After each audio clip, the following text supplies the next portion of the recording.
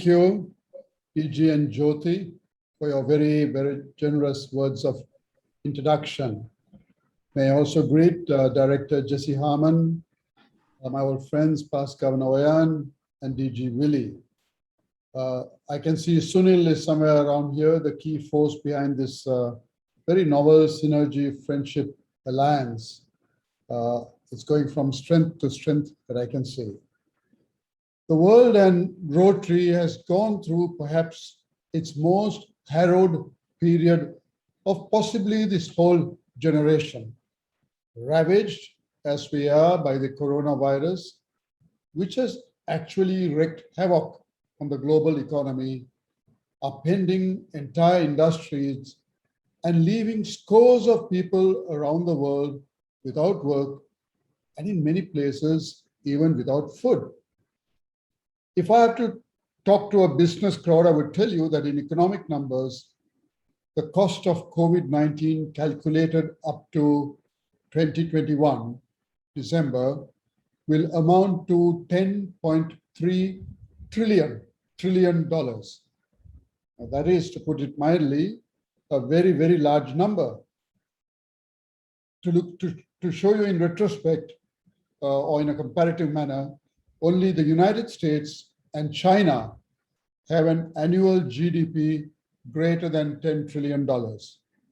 And if you put 153 economies that produce less, even if you add all of them together, it doesn't equal the losses we have sustained. Over 5 million have died. And that's, my friends, a very conservative figure. The Economist magazine puts the real figure at around 16 million. The world economy probably shrank about 4.3% in 2020, a setback matched only by the Great Depression and the two world wars. The world has experienced pandemics before. I mean, this is not the first time. The cholera outbreak in the 1830s, the Russian flu of the 19th century, the Spanish flu that struck in 1980 and killed over 50 million people as examples. But in the end, all pandemics will burn out eventually. Sufficient numbers of people develop immunity so viruses can no longer find new hosts at the rate they need to sustain their growth. At that point, it becomes what is called endemic, which means it will circulate and be persistent, but at low rates through a region at manageable levels. Having said that, we will have surprises. The WHO has declared a new coronavirus variant to be of concern and named it Omicron. The concerns with Omicron are indeed many. The biggest is that it may have the ability to spread more easily than Delta, which, as you know, caused us enough trouble. The variant Delta, the variant that dominates cases of COVID around the world today.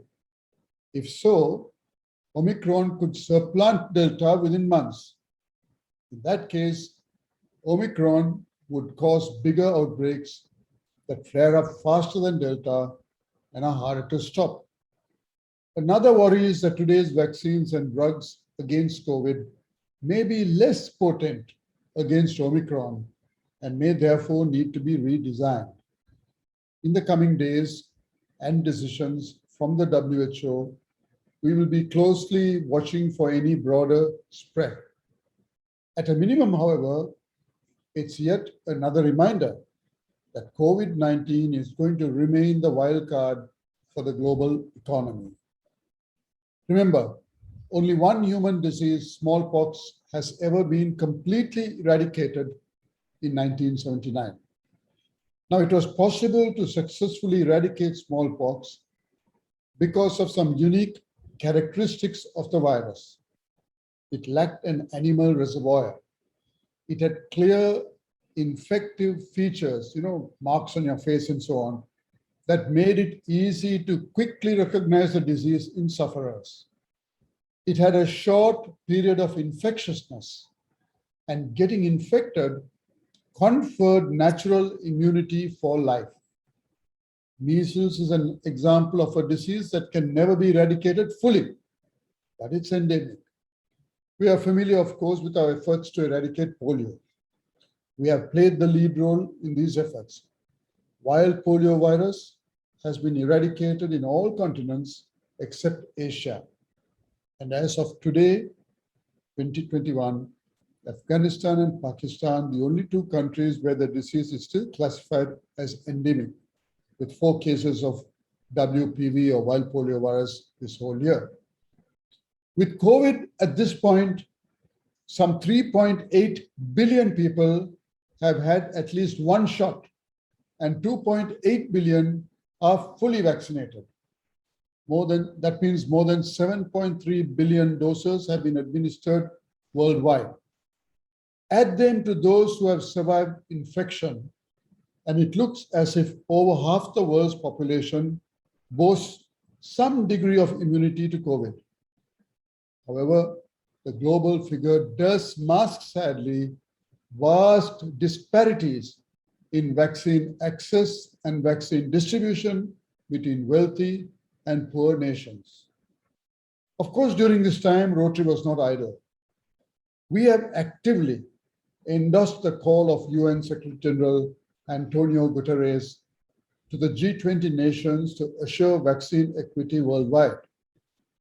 We have also communicated in writing with the presidents of the 2021 G20 summit, Mario Draghi, Prime Minister of Italy, stating that while we appreciate the G20's Rome Declaration, that just by itself is just not good enough, and that the G20 has an obligation to ensure that every country is in a position to obtain its required stock of COVID vaccines in a timely way.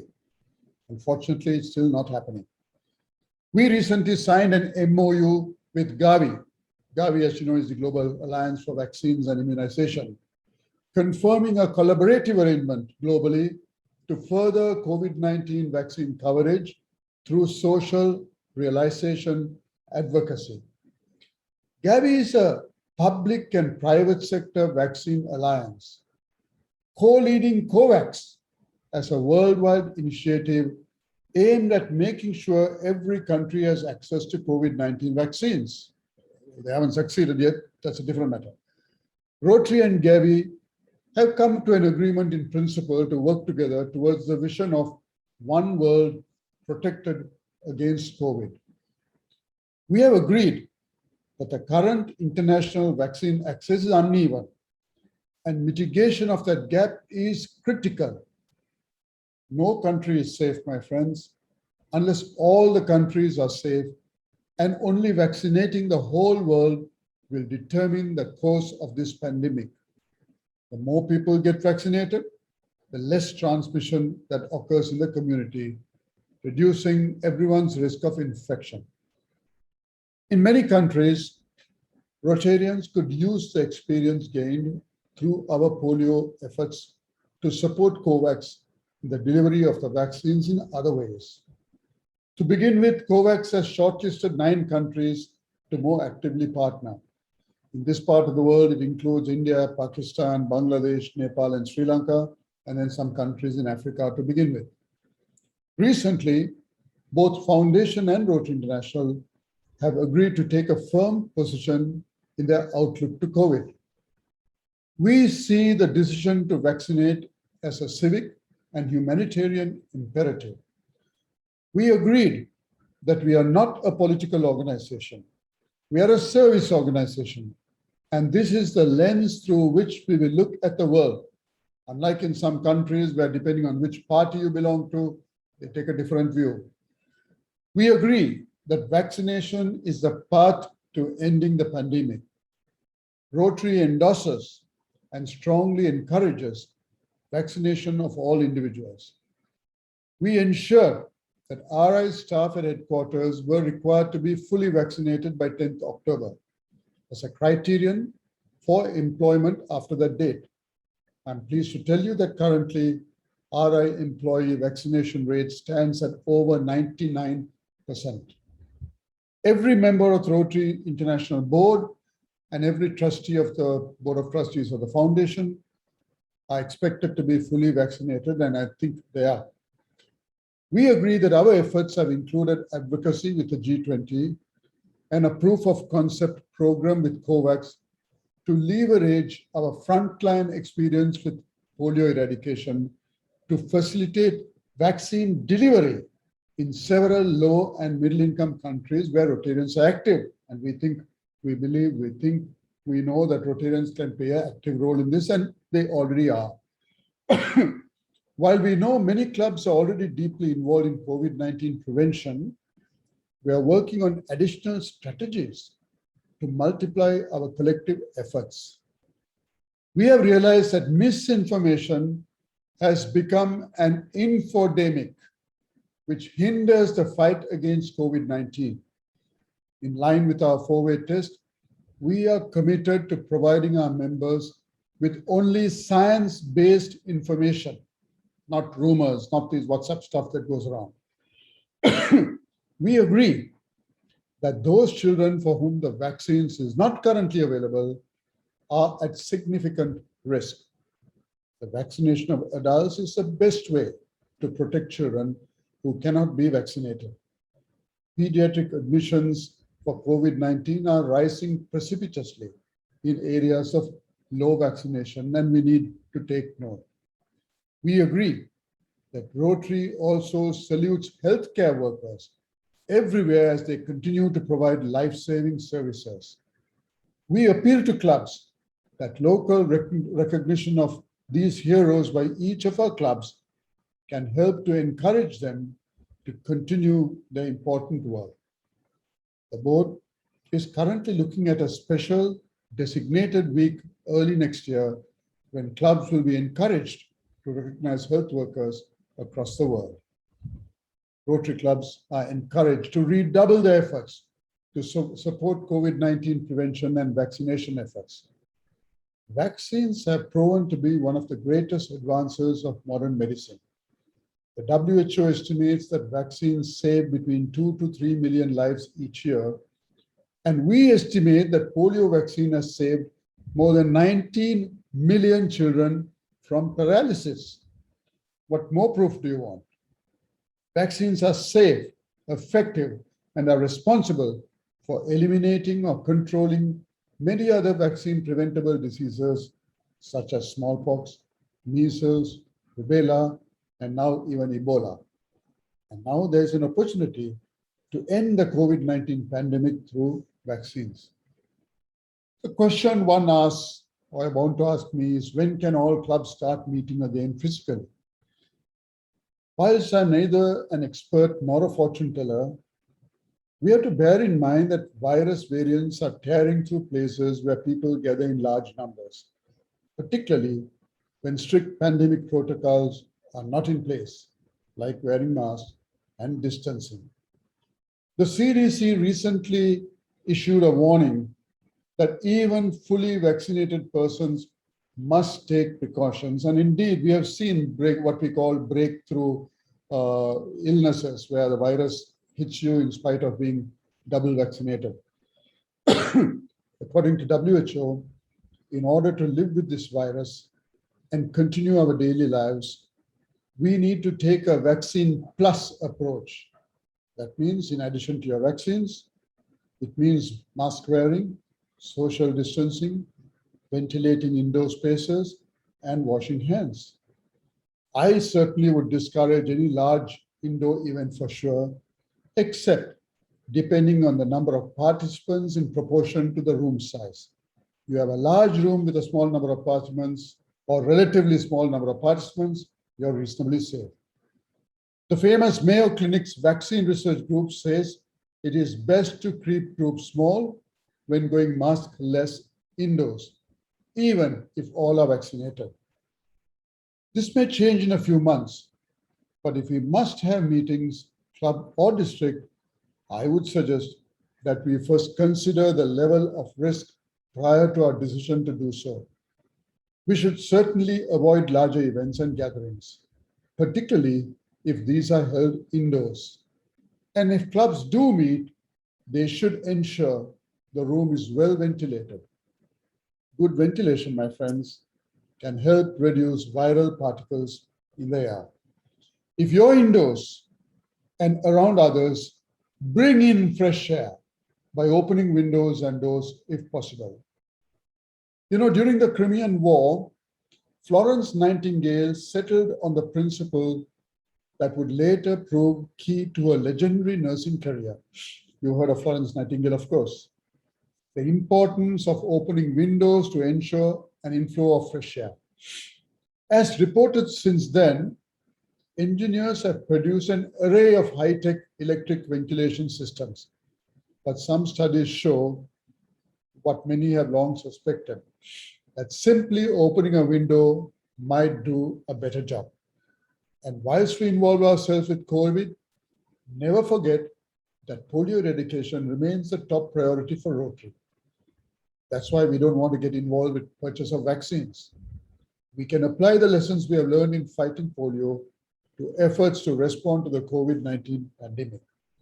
We will agree that for the world, this has been a dark year, and we are yet in the middle of a destructive pandemic with no end in sight. But remember, the night is darkest just before dawn. So let's hope that this too shall, and I know it will pass. Nature is immensely complex. It's impossible to tell whether anything that happens is good or bad, because you never know what the consequences that follow will be.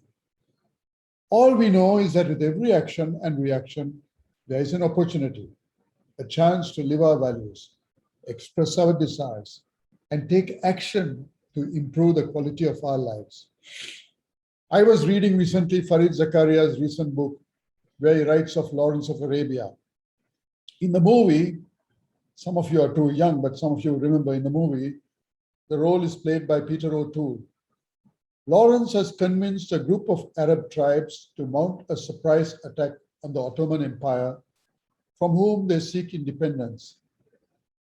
Lawrence leads a band of these Bedouin warriors across the desert, approaching the Ottoman port of Aqaba from the rear. They cross the desert in the blistering heat, braving swirling sandstorms. At one point, they discovered that one of the Arab soldiers, Qasim, has fallen off his camel. Lawrence instantly decides that he must turn around and he must go for the lost man. Sharif Ali, the chief Arab leader, played in the movie by Omar Sharif, objects. One of his aides tells Lawrence, Qasim's time has come. It is so written. And Lawrence snaps back, nothing is written. Then he turns around, ventures back, searches amidst the sands and cyclones and finds Qasim, staggering about half dead. Lawrence brings Qasim back to the camp to a hero's welcome. And when Sharif Ali offers him water, Lawrence looks at him before quenching his thirst and calmly repeats, nothing is written. In Lawrence of Arabia, the lesson about fate versus human agency gets a little more complicated. Perhaps it doesn't apply to us. You see, the night before the attack on Aqaba, the Arab tribe start quarreling bitterly over the murder committed by one tribesman against a member of another tribe. As an outsider, Lawrence offers to pass judgment and agrees to execute the murderer so that justice could be done by an impartial hand, only to realize that the murderer is Qasim, the man whose life he has just saved in the desert. And yet he walks up and calmly shoots 6 bullets into his chest. The lesson perhaps is that Qasim was destined to die. Lawrence had been able to save him in the desert, and in doing so, to give him a reprieve. But by his actions, Qasim threw away the chance for a different future. So too in our times, my friends. This ugly pandemic has created the possibility for change and reform. Rotary itself has changed in many ways. It has opened up a path to a new world. It's ours to take that opportunity or to squander it. Nothing is written. Let me leave you on that note, asking you to be safe, and continue to have hope for yourself. Thank you. Thank you, past International Rotary President K.R. Ravindran. At this point, may we call on designated training leader for the Rotary International Assembly for Rotary Year 2022-2023, past District Governor Oyan Villanueva, to facilitate our question and answer portion. Take it away.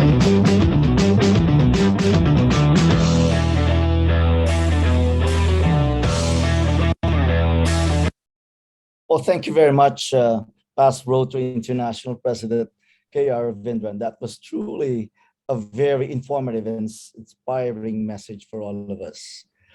I have a question from Singapore here.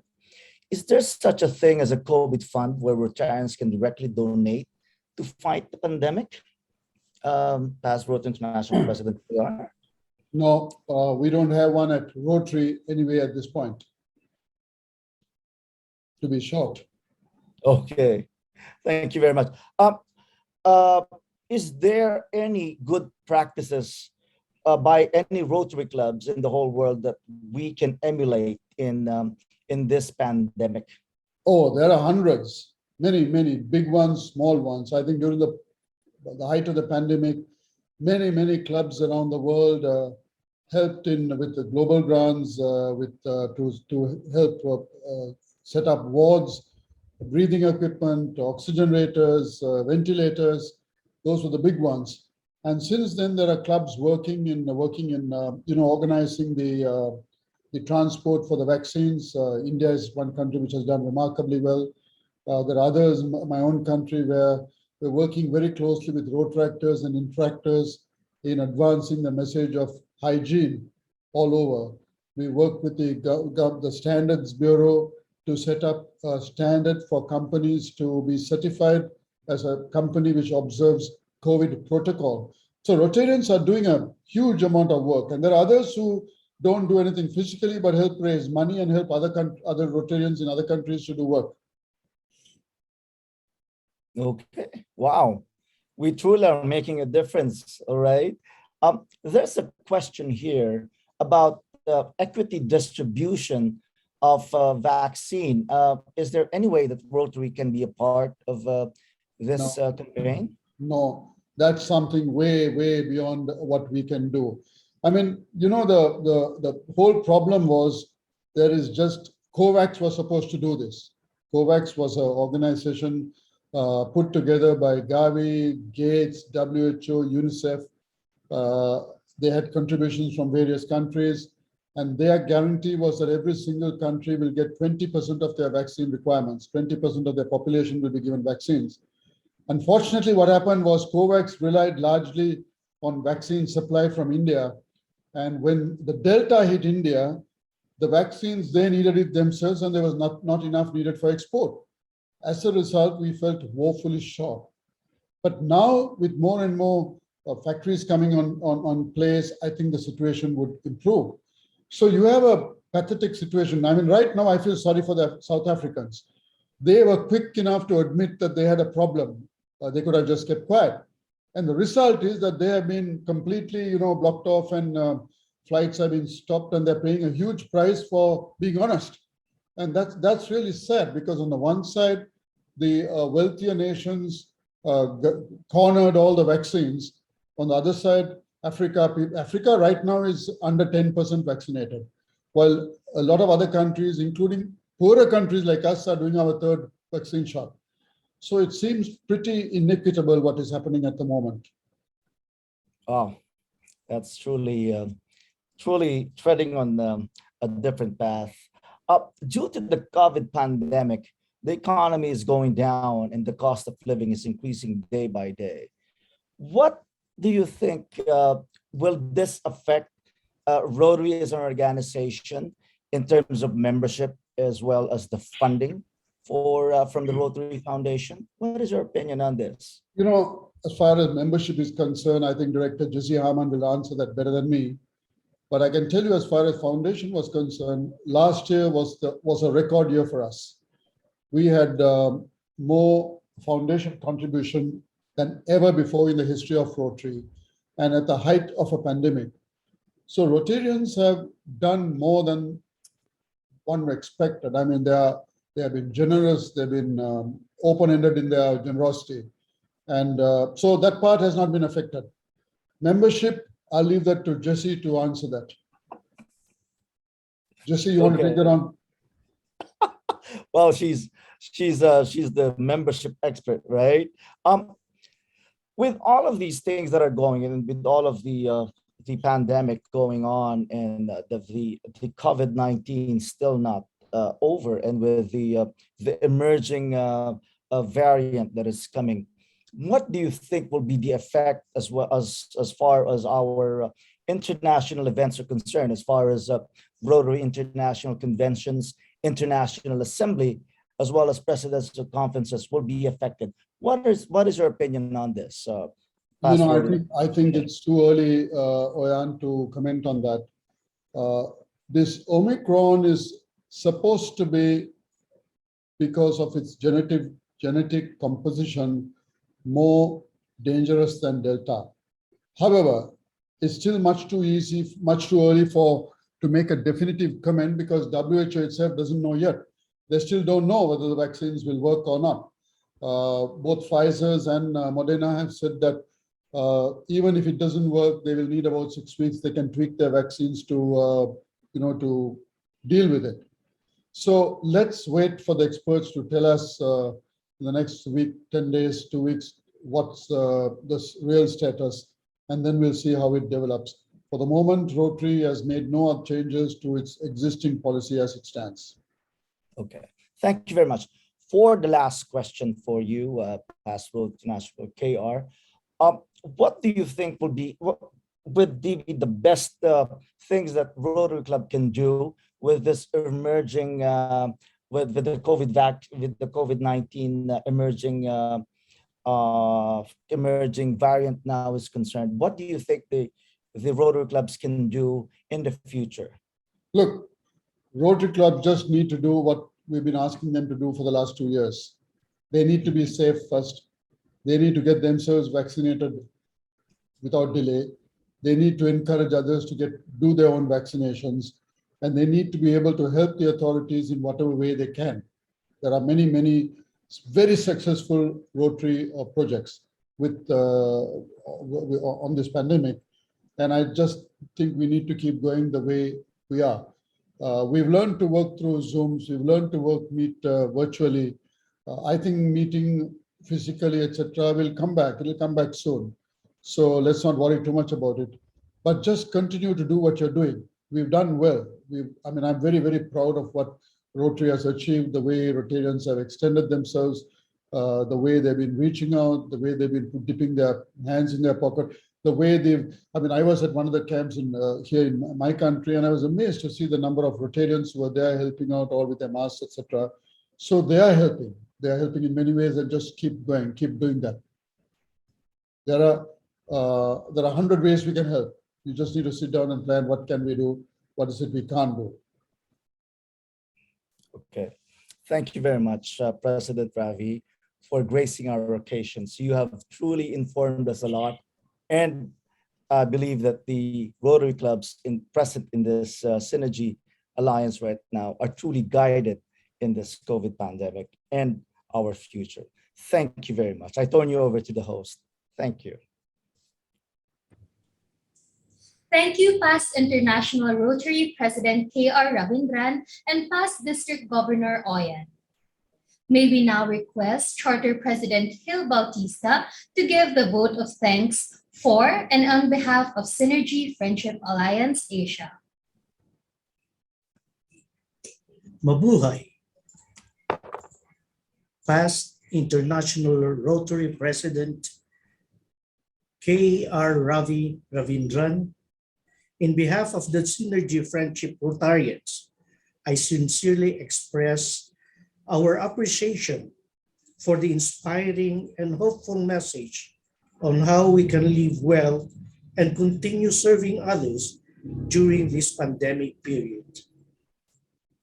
Permit me to present to you your certificate of appreciation for imparting your wisdom to Synergy Friendship Alliance Asia during its November meeting, this 20th day of November 2021. Signed by yours truly, Virgilio Bautista, Charter President of your host Rotary Club, Rotary Club of Baguio Summer Capital. Aside from this, permit the Rotary Club of Baguio Summer Capital to donate anti-COVID masks in your name. I'm sure our frontliners will thank you. So thank you in advance from them. Thank you. Thank you.